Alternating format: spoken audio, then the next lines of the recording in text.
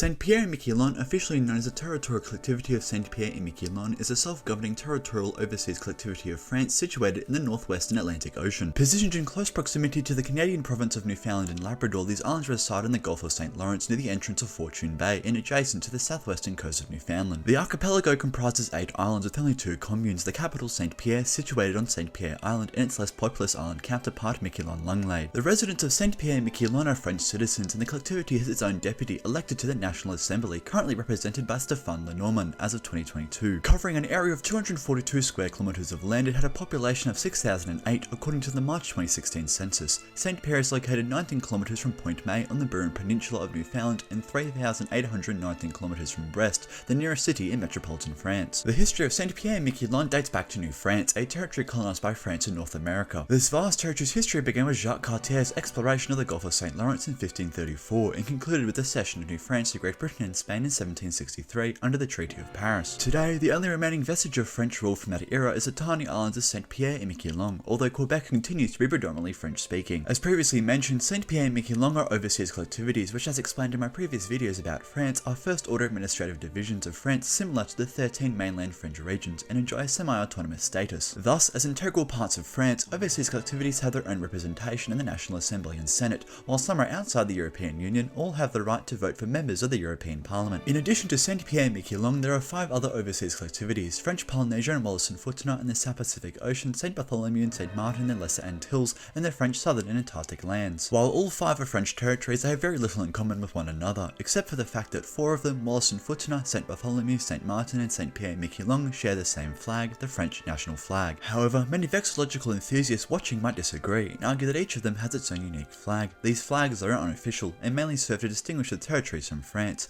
Obviously, the best among these unofficial flags is that of Saint Pierre and Miquelon. As previously mentioned, the official flag of Saint Pierre and Miquelon is the flag of France, given their status as a self-governing overseas collectivity. However, in 1982, an unofficial local flag was introduced based on the island's coat of arms and also serves as the flag of Saint Pierre, while Miquelon-Langlade has a separate one. The design features 3 square fields arranged along the hoist, symbolising the predominant origins of the island's inhabitants: Basques, Bretons, and Normans. The remainder of the blue flag is occupied by a yellow ship, believed to represent the Grand Omin, the carrack that brought French-Breton explorer Jacques Cartier to Saint Pierre on June 15, 1535, during his second voyage. Jacques Cartier embarked on 3 voyages to the land we know as Canada in 1534, 1535, and 1541. It was during these voyages that he became the first European to describe and map the Gulf of St. Lawrence, the shores of the St. Lawrence River, and the St. Lawrence Iroquois settlements of Stadacona near current-day Quebec City and Hochelaga on today's island of Montreal. However, Jacques Cartier was not the first European to discover Saint Pierre. On October 21st, 1520, Portuguese explorer João Álvares Fagundes, who had organised several expeditions to Newfoundland and Nova Scotia, landed on the islands and named the Saint Pierre Island group the 11,000 Virgins to mark the feast day of Saint Ursula and her virgin companions. Nonetheless, it was Jacques Cartier who claimed the islands as a French possession on behalf of King Francis I of France before setting sail back to France. After an arduous 14-month voyage, he arrived in his birthplace, the French port of Saint Malo, on July 15, 1536. This hasn't made Jack, and if you discovered a new island, please leave a comment down below.